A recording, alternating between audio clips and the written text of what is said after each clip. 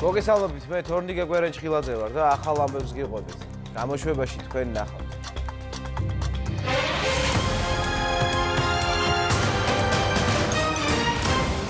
ძიუდოს ფედერაციის რიგარეშე ყრილობა 1 საათში დაიწყება.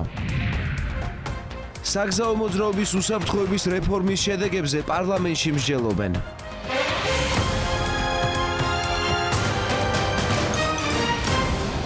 ამ წუთებში 2 ნარკორეალიზატორის საქმის სასამართლო განხილვა იწყება.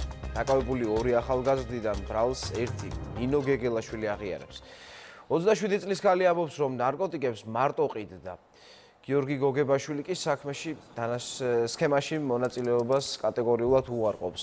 სამართალდამცველებმა სარეალიზაციოდ გამზადებული ნარკოტიკები მათი საერთო ბინიდან ამოიღეს. ჟურნალისტების კითხვებს არ პასუხობს დაკავებული გოგებაშვილის ძმა, რომელიც ვაკე საბურთალოს მეოთხე განყოფილების გამომძიებელი იყო. მან სამსახური ძმის დაპატიმრების შემდეგ დატოვა. წყვილი, რომელიც პოლიციამ დააკავა, ნარკოტიკებს ინტერნეტით ასაღებდა. რაც შეეხება ნინო გეგელაშვილს, მან წარდგენილ ბრალდებაში თავი ნაწილობრივ ცნობდა მნაშავედ. ანუ ბრალი არის, რომ ჯგუფურად გიორგი გოგებაშვილთან ერთად განახორციელა ნარკოტიკული ნივთიერებისა და ახალი ფსიქოტროპული ნივთიერების შეჟენას შენახვა გასაღება, რაზეც ნინომ განაცხადა, რომ ამ ქმედებებს, ან დანაშაულებრივ ქმედებას ახორციელებდა თვითონ მარტო და ამის შესახებ საქმის კურსში არ იყო გიორგი გოგებაშვილი. შესაბამისად, ნინო გეგელაშვილის მიმართ დაცვის ხარე ისუამდგომს, რომ აღკვეთი ღონისძიების სახით გამოყენებული იქნეს გირაო. ანუ რამდენი თვე ცხოვრობდნენ ერთად? არა, ამას ვერ გეტყვით ზუსტად. რაღაცა პერიოდი ერთად ცხოვრობდა გოგებაშვილი ნინოსთან ერთად და არ იცოდა, რომ ის წამალს ყიდდა. მოდით ასე ავიღოთ, გაქვთ ალბათ ინფორმაცია და კიდევ ერთხელ გავაჟღერებ, რომ იმ ბინაში, სადაც ისინი ერთობლივად ცხოვრობდნენ, გაჩხრეკილი იქნა ეს ბინა და იქიდან არაფერი კანონსაწინააღმდეგო ამოღებული არ არის. გოგებაშვილს ჰქონდა თავისი პირადი ავტომანქანა და გეგელაშვილს ჰქონდა თავისი პირადი ავტომანქანა. გოგებაშვილის ავტომანქანიდან არაფერი არ არის ამოღებული და ის ფსიქოტროპული ნივთიერება ამოღებული არის მხოლოდ და მხოლოდ ნინო გეგელაშვილის მანქანიდან. თუნდაც ეს ფაქტობრივი გარემოება და ადასტურებს ნინო გეგელაშვილის ჩვენების რეალობას, რომ მას ეს კანონსაწინააღმდეგო ნივთიერება სახლშიც კი არ აქონდა. გერმანიიდან ჩარტერული რეისით საქართველოს 68 მოქალაქე გამოაძევეს. ქართველები გამოუშვეს გერმანიიდან, შვეიცარიიდან, ბელგიიდან და ისლანდიიდან. ისინი ქვეყანაში უნებართვოდ მცხოვრე პირთა რეადმისიის შესახებ გაფორმებული შეთანხმების ფარგლებში დააბრუნეს. დეპორტირებულებს შორის არიან ადამიანები, რომლებიც გერმანიაში წლების განმავლობაში ცხოვრობდნენ. ავიარეისი საქართველოს შინაგან საქმეთა სამინისტროს, გერმანიის ფედერალური პოლიციის და ევროპის სასაზღვრო და სანაპირო დაცვის სააგენტოს თანამშრომლობით დაიგეგმა. არ ვიცი მიზეზი. რამდენი ხანი იყო? 7 წელი. საბუთარი წესრიგში ხონდა თუ ყველაფერი. და რა ვიცი, არაფერი ასე დილას გამთენცელს მომადუნენ და გამომიშვეს. ანუ ფარგის ჩალაგების დრო რამე 9 საათი. და საბუთარზე რამე კითხეს საერთოდ მიზეზის გარეშე. მიზეზის გარეშე. ამავე ამბავზე საქართველოს შინაგან საქმეთა სამინისტრო ავრცელებს განცხადებას. დეპორტირებულებთან ერთად საქართველოში საკუთარი სურვილით დაბრუნება კიდევ 5 მოქალაქემ გამოთქვა. დიუსელდორფი თბილისის ჩარტერული რეისით საქართველოში დაბრუნდნენ ის მოქალაქეები, რომლებიც ევროპაში ცხოვრებისთვის საჭირო კრიტერიუმებს ვერ აკმაყოფილებდნენ. საქართველოს შინაგან საქმეთა სამინისტრო მიგრაციის საკითხებზე პარტნიორ ქვეყნებთან თანამშრომლობას აქტიურად განაგრძობს.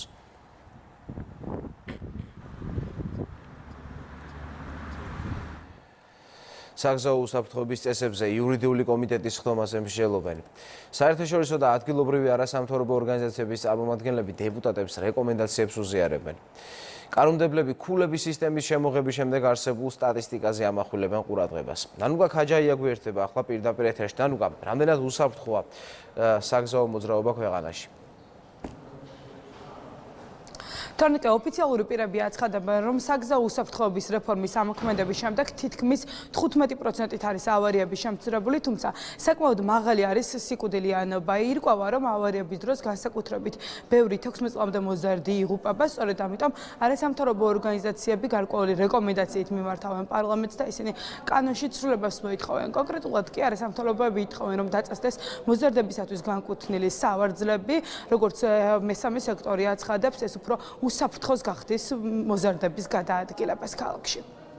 საქართველოს ქონდა საკმაოდ რთული სურათი რეფორმამდე და ეხლა უკვე ჩანს პირველადი მონაცემებით რამდენიმე თვის შედეგებით რომ იკლო ავტოავარიების რაოდენობა დაახლოებით 17%-მდე როგორც გვაწვდიან ინფორმაციას არის შემცირებული და უფრო მეტი ადამიანი გადაურჩა და უფრო მეტი ადამიანის სიცოცხლე გადავარჩინეთ, რაც ამ რეფორმის მთავარი მიზანია, რომ გადავარჩინოთ ჩვენი მოქალაქეების, როგორც მგზავრების, ასევე მცხოვრების სიცოცხლე და დავიცვათ მათი ჯანმრთელობა. შემცირებულია როგორც ავტოსაგზაო შემთხვევების რაოდენობა, ასევე დაშავებულთა რაოდენობა და სიკვდილიანობის მაჩვენებელი. ეს დინამიკა ჩვენ გვაძლევს კიდევ უფრო მეტ საფუძველს, რომ მხარი დაუჭიროთ საგზაო მოძრაობის უსაფრთხოების ინიციატივებს და გავიზიაროთ ის პრაქტიკა, რომელიც საერთაშორისო დონეზე არსებობს ამ სფეროში. როდესაც ჩვენ ეს ზოგადი სტატისტიკა გავაანალიზეთ, აღმოვაჩინეთ, რომ 16 წლამდე მოზარდები,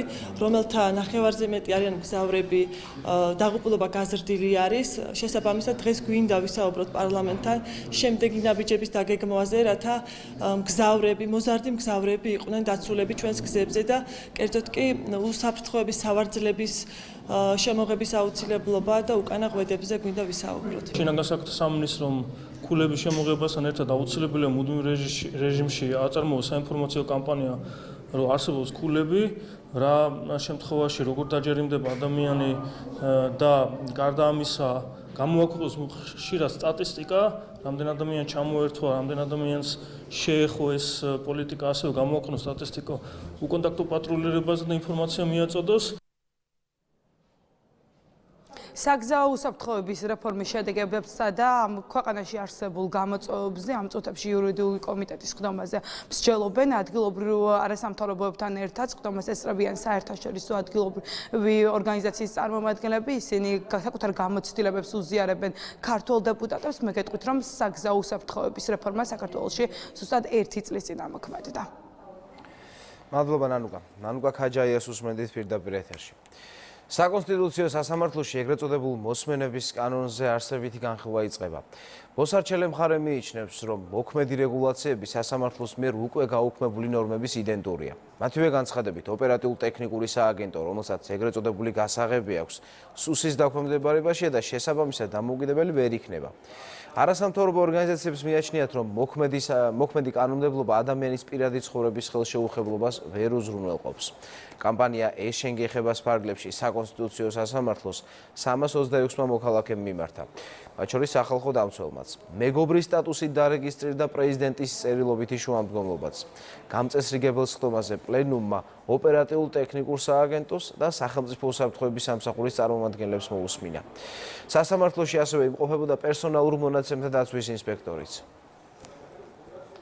ახლად შემუშავებული კანონმდებლობა რეალურად ვერ უზრუნველყოფს ადამიანის პირადი ცხოვრების საკმარისი სტანდარტებით, კონსტიტუციური სტანდარტებით დაცვას და რეალურად ახალი კანონი კვლავაც შინაარსობრივად არის იმ დებულებების მატარებელი, რომელზეც ერთხელ უკვე ემსჯელა საკონსტიტუციო სამართლომ და რაზეც ჩვენ გვაქვს გადაწყვეტილება არაკონსტიტუციურობის. ახლად შექმნილი სააგენტო რეალურად ვერ უზრუნველყოფს, რომ ადამიანის პირადი ცხოვრების შემცველი ინფორმაციები იქნება საკმარისი სტანდარტებით დაცული და მასზე ხელმისაწვდომობა არ იქნებათ სხვადასხვა სახელმწიფო სამსახურების წარმომადგენლებს. დიდ დიღომში დემეტრე თავდადებულის ქუჩაზე 2 მსუბუქი ავტომობილი დაიწვა. შემთხვევის ადგილზე მესამე ავტომობილიც იყო, რომლის გამოყვანაც მოხერხდა. ინციდენტი ავტოსახელოსნოში მოხდა. ხანძრის შედეგად არავინ დაშავებულა. ცეცხლის გაჩენის სავარაუდო მიზეზი ელექტროსადენების გაუმართავობაა. დაწყებულია გამოძიება. მე რომ მოდი ცეცხლიანით გამოვაგორეთ ეს მაგარად, მალე მოვიდა სახანძრო ჩავაკრეთ. მეორე მანქანა ჩემი მეუღლისა, მაგრამ მე თვითონ არაფერი არ ვიცი. დაშლილი მანქანა იყო, არაფერი ღირებული მანქანას არ ქონდა. მეორე მანქანაზე არ მაქვს ინფორმაცია. დასეტყვილ კახეთში ზარალს ითვლიან. უამინდობამ თელავის მუნიციპალიტეტში 2 სოფელი დააზარალა. სოფელ კისისხევსა და წინანდალში სეტყვა დაახლოებით 20 წუთს გაგრძელდა. განადგურებულია ვენახების ნაწილი, ასევე ხეხილის ბაღები. ზარალს სპეციალური კომისია დაითვლის. ზარალი ჯერჯერობით დათვლილი არ არის, ვერ დავთვლის, მაგრამ სადღაც 5-10%. დაახლოებით 10-15 წუთი გრძელდებოდა, ძალიან ხშირად წვრილი სეტყვა იყო. რა დაზარალდა? ძირითადად ახლა ყველა ახალი გამოსული ვენახი, მარწყი თუ რამე უდგა ყველაფერს. ვფიქრობთ, რომ დაახლოებით 10%-ზე შეიძლება ვისაუბროთ, თუმცა ნახოთ, არ მგონია დიდად გაიზარდოს ზარალი. შედეგების შესახებ გეცნობათ კიდე დამატებით გაცნობთ. ისე რომ ამ წუთაც რაიმე საგანგაშო მდგომარეობა ნამდვილად არ არის. ვინც ცდილობს სარესტორნო ბიზნესის მოტყუებას, ფინანსური სარგებლის მიღების მცდელობა უკანონოდ. მას შემდეგ, რაც თამბაქოს მოწევა რესტორნებსა და ბარებში აიკრძალა, თბილისსა და რეგიონებში უცნობი ადამიანები ფულადი სარგებლის სანაცვლოდ რესტორნების ადმინისტრაციას დახურულ სივრცეში თამბაქოს მოწევის ნებართვას და შესაბამის ლიცენზიას თავაზობენ. მცირე ბიზნესის მფლობელები დაინტერესდნენ, რამდენად რეალურია 15,000 ლარის სანაცვლოდ ლიცენზიის მოპოვება. ამ კითხვით დაავადებათა კონტროლის ცენტრის ცხელ ხაზზე უკვე ერთი კვირაა ზარები არ წყდება. ვინ ცდილობს სარესტორნო ბიზნესის მოტყუებას? ეს ჯერჯერობით უცნობია. თამბაქოს კონტროლის შესახებ კანონი ლიცენზიების გაცემის პირობებს მხოლოდ სიგარა ბარების შემთხვევაში ადგენს. თამბაქოს მოხმარებაზე შეზღუდვები ხოლო წესის დარღვევისთვის ჯარიმები 1 მაისიდან ამოქმედდა. შინაგან საქმეთა სამინისტროს მონაცემებით 1-დან 8 მაისამდე საქართველოს მასშტაბით თამბაქოს მოხმარების წესის დარღვევის 46 შეტყობინება შევიდა. დაჯარიმდა 12 ფიზიკური და 13 იურიდიული პირი. თუ კი გადაიხდიან ამ თანხას, რა თქმა უნდა, აღმოჩნდებიან მოტყუებული, ვინაიდან სახელმწიფო მთავრობა არ აპირებს რაიმე ნაბიჯის უკან გადადგმას. სავარაუდოდ ეს უკავშირდება სიგარა ბარების ლიცენზიას და რატომღაც არასწორად იქნა აღქმული ზოგიერთი ადამიანის მიმართ, ან მიზანმიმართულად ფინანსური მოგების თვალსაზრისით არის ესეთი ქმედება. უწოდებ ყველა კაფე-ბარს, ყველა რესტორატორის ფლობელს, მენეჯერს, რომ არანაირი ლიცენზირებაზე საუბარი არ არის და არ შეიძლება ამ შემთხვევაში ეს არის სრული კრიმინალი და მიმართონ პირდაპირ სამართალდამცავ ორგანოებს. საქართველოს შეიარაღებული ძალების პირველი ქვეითი ბრიგადის მე-11 ბატალიონი ავღანიშის სრული შემადგენლობით ჩავიდა. ქვედანაყოფს ბაგრამის საავიაციო ბაზაზე შეიარაღებული ძალების უფროსი სამხედრო წარმომადგენელი პოლკოვნიკი არჩილ ომიაძე და 31 ბატალიონის მეთაური ვიცე-პოლკოვნიკი ლაშა ადუაშვილი დახვდნენ. ეს ბატალიონი მე-3 ქვეითი ბრიგადის 31 ბატალიონს ჩაანაცვლებს. დასრულდა მე-11 ბატალიონის გეგმიური როტაცია ბაგრამის საავიაციო ბაზაზე. აღნიშნული ბატალიონი ჩაანაცვლეს 31 ბატალიონს, რომელიც აქ მისი ესასრულებდა 7 თვის განმავლობაში. მიმდინარეობს ეტაპობრივად გადაბარება 31 ბატალიონისგან, ჩაუდგება აფრიკის მხარდაჭერის მისიას, გადაიბარეს სამოქმედო არეალს და გააკეთებს ყველაფერს იმისათვის, რომ წარმატებით შეასრულოს ამოცანა. უცხოეთის ახალ ამბებზე გადავიდეთ. ირანმა სირია-ისრაელის საზღვართან გოლანის მაღლობებზე მეიტანა იერიში. თავდაცვის უწყების ცნობით, ირანის მხრიდან გაშვებული 20 რაკეტიდან ისრაელის ანტისარაკეტო სისტემამ რამდენიმე ჩამოაგდო. მომხდარიდან მალევე ისრაელმა სირიაში ირანის სამხედრო ობიექტებზე საფოსხო სარაკეტო იერიში განახორციელა. დამასკოში აცხადებენ, რომ ისრაელიდან გაშვებული რაკეტების უმრავლესობა ანტისაჰაერო სისტემამ გაანადგურა. სხვადასხვა საინფორმაციო სააგენტო იუწყება, რომ სარაკეტო იერიშისას 9 სამხედრო მოსამსახური დაიღუპა. არაოფიციალურად 2 მშვიდობიანი მოქალაქეც არის დაღუპული.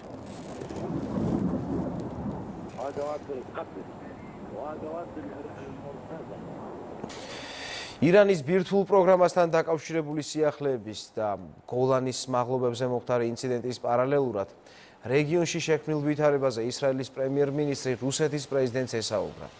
ბენიამინ ნეთანიაჰუსა და ვლადიმერ პუტინის შეხვედრა მოსკოვში შედგა. მოგვიანებით ისრაელის პრემიერ-მინისტრმა ჟურნალისტებს განუცხადა, რომ საჭიროების შემთხვევაში ისრაელს სრული უფლება აქვს ირანის აგრესიისგან თავი დაიცვას.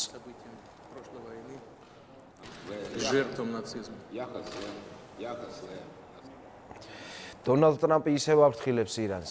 მას შემდეგ, რაც ამერიკის შეერთებული შტატები მსოფლიოს წამყვან ქვეყნებს და თეირანს შორის დადებული ბირთვული შეთანხმებიდან გამოვიდა, ტრამპი ურჩევს ირანს არ დაიწყოს ბირთვული პროგრამა და თუ ამას გააკეთებს, შედეგი იქნება მძიმე. პრეზიდენტის თქმით, საერთაშორისო ხელშეკრულებიდან გასვლის შემდეგ ირანს ისევ სანქციები დაემუქრება.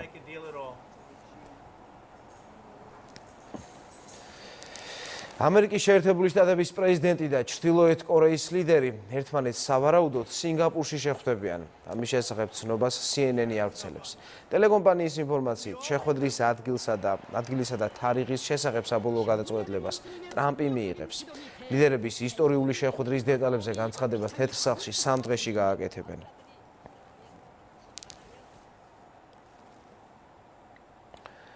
ამერიკის შეერთებული შტატების ცენტრალური სადაზვერვო სააგენტოს ხელმძღვანელის თანამდებობაზე წარდგენილი ჯინა ჰასპელი წლების განმავლობაში რუსეთში მუშაობდა და შესანიშნავად ფლობს რუსულ ენას. ამ ინფორმაციას ბრიტანული საზოგადოებრივი მაუწყებელი ავრცელებს. BBC-ს ცნობით, ჯინა ჰასპელი რუსეთში ცივი ომის დასრულების შემდეგ ამერიკის შეერთებული შტატების დაზვერვის ოფიცრად მუშაობდა. აღსანიშნავია, რომ ცენტრალური სადაზვერვო სააგენტოს ხელმძღვანელის თანამდებობაზე წარდგენილი ჰასპელის ბიოგრაფიის უცნობი დეტალები საზოგადოებაში მას შემდეგ გახდა ცნობილი, რაც მის შესახებ სენატში ისაუბრეს.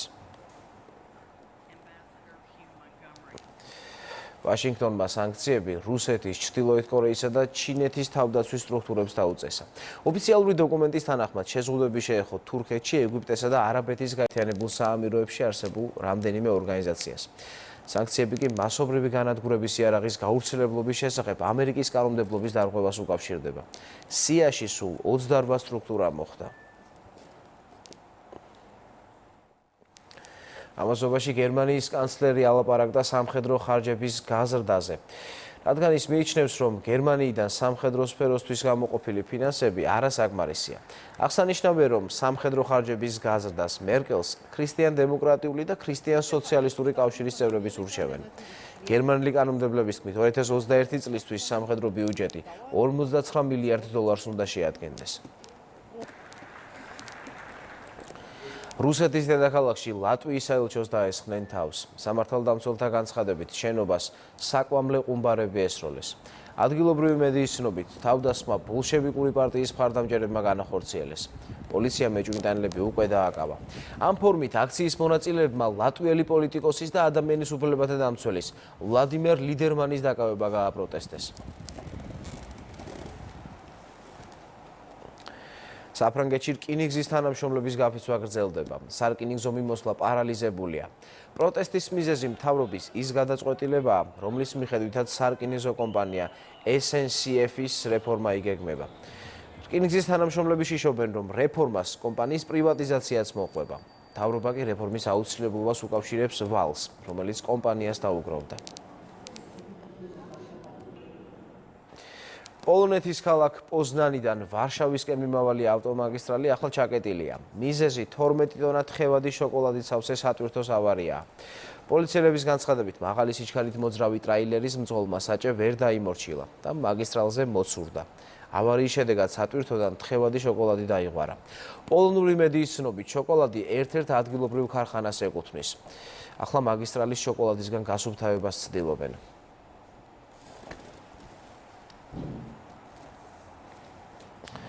ახლა ისევ საქართველო.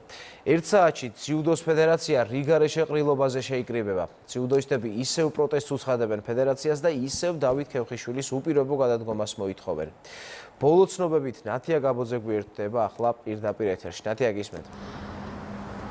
დიახ, ქრონიკა სასტუმრო ბილდმორში დელეგატები და მოწვეული სტუმრები ნელ-ნელა იკრიბებიან, თუმცა ფედერაციის პრეზიდენტი დავით ქევხიშვილი აქ ჯერჯერობით არ გამოჩენილა. დღის წესრიგის მიხედვით დავით ქევხიშვილი საკუთარ ანგარიშს წარადგენს და დელეგატები შექმნილ რთულ სიტუაციას განიხილავენ. მე გეტყვით, რომ ამ წუთებში ძიუდოისტები მცხეთაში არიან შეკრებილები, ისინი სპორტის მინისტრის მიხეილ გიორგაძის განცხადებას ელოდებიან, რის შემდეგაც ისინი საკუთარ პოზიციას კვლავ დააფიქსირებენ. ვარლამ ლიპარტელიანის განცხადებით დღევანდელი ყრილობა არის უბრალოდ ფორმალობა, სადაც დავით ქევხიშვილი უბრალოდ საკუთარ ანგარიშს წარადგენს.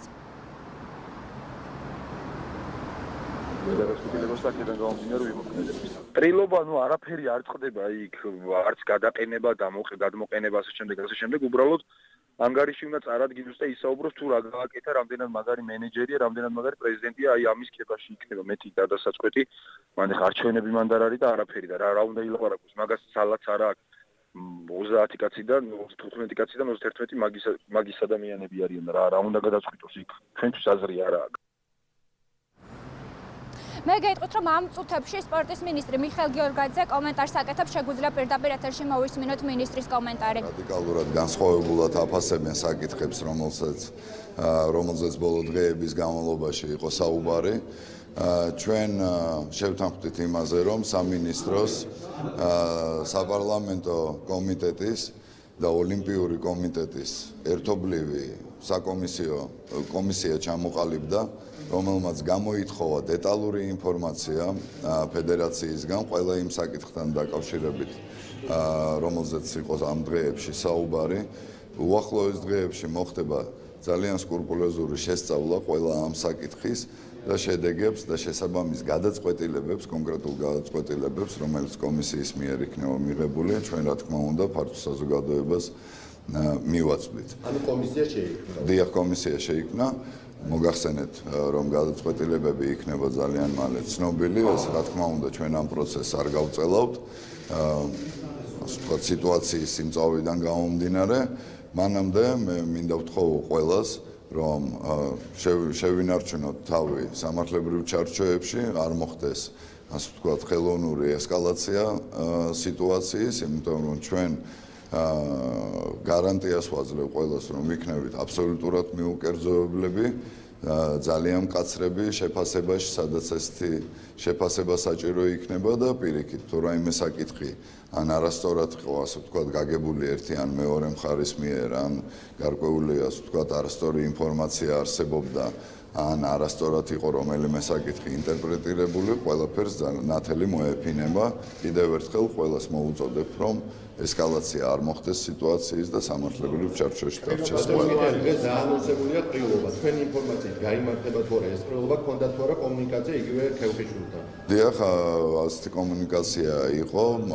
ფედერაციის ხელმძღვანელობა თავს ვალდებულად თვლის, რომ ძიუდოს პროფესიულ საზოგადოებას აი ამ ყრილობის გაფართოებულ ფორმატში მიაწოდოს ინფორმაცია, ასე ვთქვათ, იგივე ამ საკითხებთან დაკავშირებით. ყველას მისცეს საშუალება, რომ თავისი აზრი პროფესიულ წრეში, თავისი აზრი გამოთქვას, რამდენად კრიტიკულიც არ უნდა იყოს ის, თუ ასეთი იქნება და შესაბამისი პასუხი, ასე ვთქვათ, გასცეს.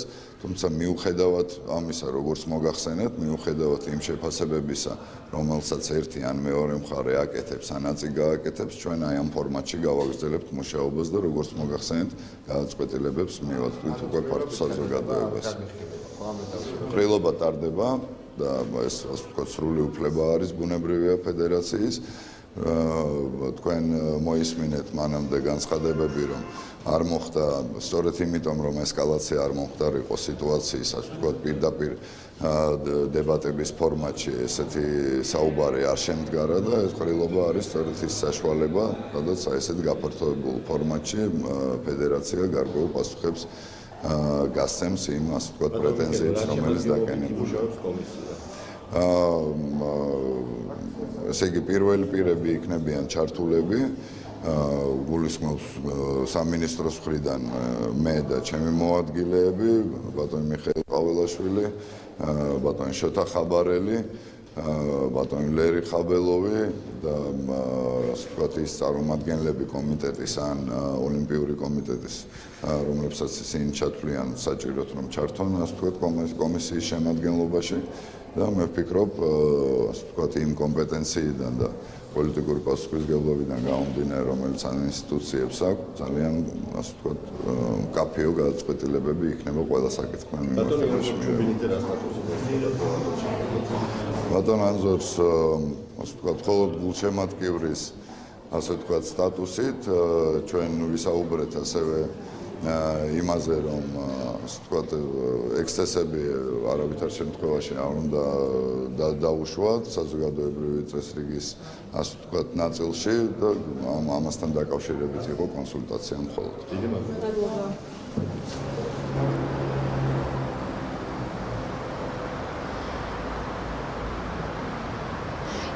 დიახ, როგორც მინისტრმა განაცხადა, შეიქმნება სპეციალური კომისია, რომელიც ძიუდოში არსებულ რთულ სიტუაციას შეისწავლის და საკუთარ დასკვნებს დადებს. მინისტრის განცხადებით, ეს პროცესი დროში არ გაიწელება.